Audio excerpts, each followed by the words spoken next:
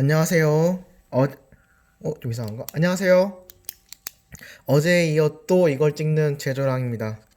이러게 어제 선생님이 설명 다 해놨는데, 영상이 화질이 막 깨지고 그래가지고 다시 찍고 있습니다. 어제는 UHD로 찍었는데, 오늘은 더 화질을 낮춰가지고 찍어서 올리면은 뭐 유튜브 잘 올라가겠죠? 그래서 오늘 다시 이쪽 말고 넘겨서 한번 같이 문제를 풀어보도록 하겠습니다. 어느 쪽으로 풀어볼까요? 네. 오늘은 이쪽에 대해서 풀어보도록 하겠습니다.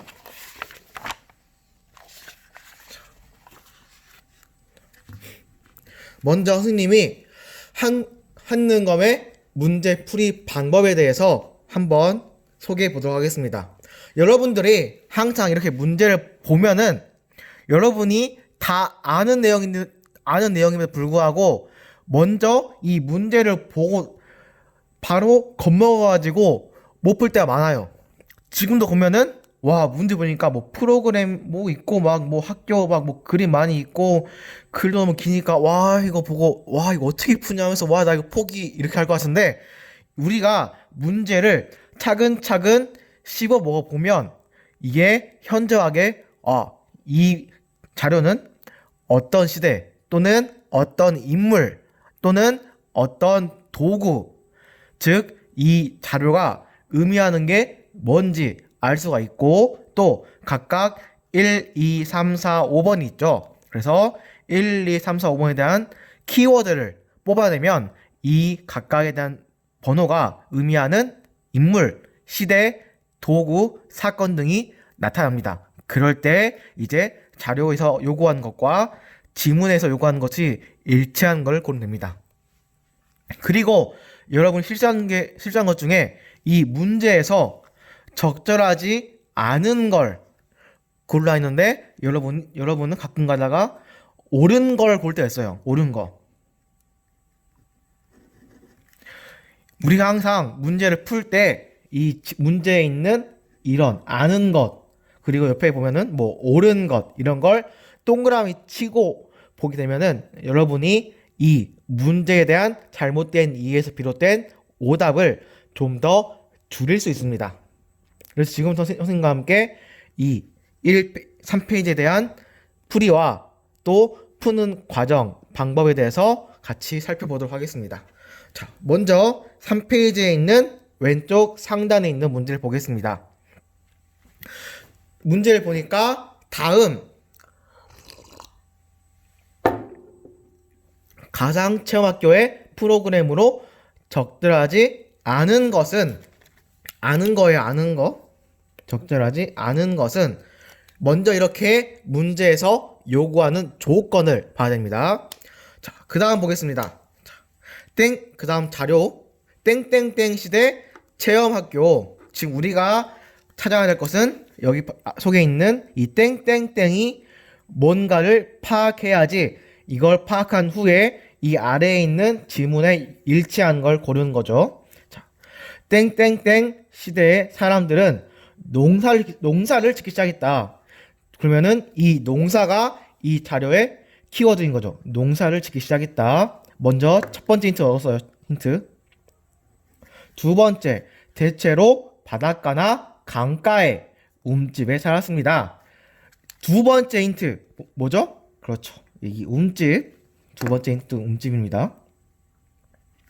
세 번째, 우리 박물관에는 이런 것을 준비하고 있으니까 많이 와라. 이런 겁니다. 그러면 우리가 알고 있는 내용 중에서 지금 보면은 문제가 땡땡땡 시대를 고르는 건데 지금 보니까 우리가 아는 시대는 구석기, 신석기, 청동기, 철기가 있죠. 근데 그 시기 중에 농사를 시작한 시기 그리고 움집에 산 시기 어느 시대였죠? 맞습니다. 우리가 농사를 짓기 시작한 시기는 바로 신석기 시대였어요. 신석기 시대. 우리 농사를 지었다고 해서 신석기 혁명이라고 불렀죠. 이 농사를 통해서 이제 인류가 더 이상 사냥이나 채집에 의존하지 않고 본인이 직접 스스로 식량을 생산한 것을 말한다고 해서 신석기 혁명이라고 불렀습니다. 그래서 이제 우리가 해당 자료에서 키워드 한 개, 두 개를 뽑아낸 이후에 이 키워드를 통해서 이 시대를 유추했습니다. 그러면 이제 각각 1, 2, 3, 4, 5번이 어떠한 시대를 말하는지에 대해서 봐보도록 하겠습니다. 자, 먼저 1번 가락바퀴로 실 뽑기. 1번의 키워드는 이 도구인 가락바퀴입니다. 2번 조개 장신구 만들기. 키워드는 조개 장신구. 3번 빗살무늬토기 만들기. 4번 갈판과 갈돌로 곡식 갈기. 5번 거푸집을 이용해서 청동거울 만들기. 자, 우리가 신석기 시대에 이제 인류가 직접 본인의 옷을 해 입었죠. 근데 그 옷을 할 때 있던 도구가 뭐였냐? 바로 가락바퀴였습니다. 그렇기 때문에 1번은 신석기 시대가 맞습니다. 2번 우리가 이 움집 주변에 조개 무덤이 있다 했죠. 조개를 모아놓은 일종의 분리수거입니다. 그래서 근데 이때 이 장신구를 통해서 이 사람들이 사회 내에서 행사도 하고 신앙도 했습니다. 그렇기 때문에 신석기 시대인 걸 알 수 있습니다. 세 번째, 토기가 아니에요, 토기. 우리 토기 아는 거는 빗살무늬 토기와 민무늬 토기와 미송리 토기가 있었습니다. 근데 그 중에 신석기 시대에는 어떤 토기였죠? 맞아요. 우리 바닥이 뾰족했고 또 무늬가 빗살무늬였던 빗살무늬 토기였습니다. 그 다음 4번 우리 구석기 시대에는 어떤 도구를 사용했죠? 그렇죠. 돌에서 떼냈다고 해서 뗀석기를 이용했죠. 근데 이후에 다음 시대였던 신석기 시대에는 그 뗀석기를 이제 더 집기도 좋고 이용하기 편하게 갈았다고 해서 간석기라 했습니다. 근데 그 간석기 중에서 곡식을 가는 건 갈판과 갈돌이라고 했었죠. 그래서 이 갈판과 갈돌도 신석기에 해당합니다. 근데 5번 거푸집을 이용해서 청동거울 만들었다. 벌써부터 이 도구에 청동이란 걸 보니까 이 시기는 구석기나 신석기가 아니라 바로 청동기 시대구나 라는 걸 알 수 있습니다. 그래서 이 자료에서 요구하는 시대는 신석기 시대지만 이 5번만 신석기가 아니라 청동기 시대이기 때문에 정답은 5번이라고 할 수 있습니다. 이런 식으로 우리가 문제를 볼 때 문제를 먼저 보고 그 다음에 자료에서 요구하는 시대나 사건, 인물, 도구를 살펴본 다음에 이에 해당하거나 해당하지 않는 지문을 살펴보고 그걸 고르는 게 문제 푸는 방법입니다. 그리고 어떤 시험이든 간에 선생님이 정리해 준 이 기출문제를 무조건 여러 번 봐야 됩니다. 왜냐하면은 이 공부의 내용은 정해 있지만 이런 문제는 계속 쌓이다 보면은 자주 나온 문제가 있고 또 내용이나 또 이러한 자료의 형식만 변하지 내용은 똑같아요. 그렇기 때문에 여러분들이 이 기출문제를 최소한 3번 정도는 푸는 게 좋습니다. 그러면서 이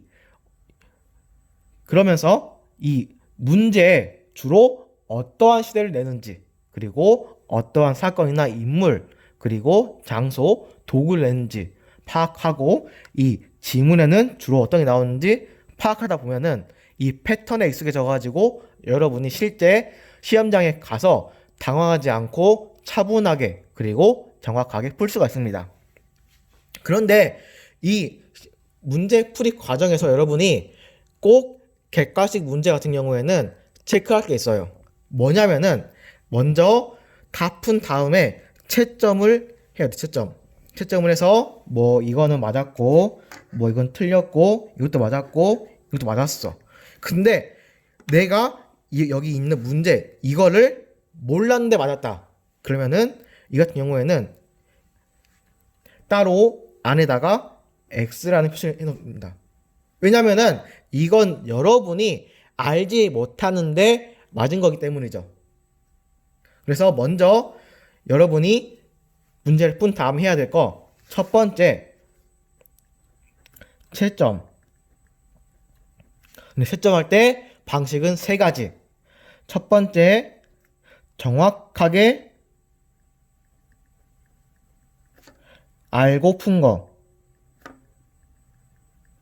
여기서 정확하게라는 거는 이 자료에 있는 걸 정확하게 파악했고, 그리고 선생님처럼 1, 2, 3, 4, 5가 각각 뭘 말하는지에 대해서 알고 있을 경우에 해당한 내용입니다. 그래서 이 정확하게 알고 푼 거는 동그라미를 쳐주고, 두 번째, 좀 이 자료 같은 거 보면은 되게 몇 개는 몰라. 근데 맞았어. 그 같은 경우에는 정확하게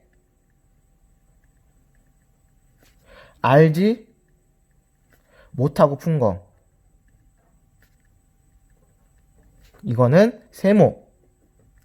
그리고 찍어서 맞은 거. 그리고 틀린 거는 X 표시로 채점을 하면 됩니다.